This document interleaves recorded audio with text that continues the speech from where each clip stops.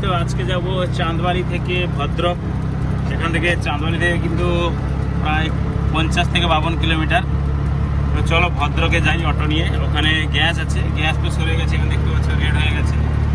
তো গ্যাসটা ভরবো, যেহেতু গ্যাসের মাইলেজ বেশি আর রেট কম, তো সেজন্য গ্যাস ভরবো আর যাবো। হলো, তো চলো যাচ্ছি। এখন বেরিয়ে পড়েছি আমরা, 1 ঘন্টা আগে বেরিয়েছিলাম, এখন যাচ্ছি, রাস্তায় আছি। তো চলো গিয়ে গ্যাস ভরে কথা বলছি, দেখি ওখানে কি হয় না হয়।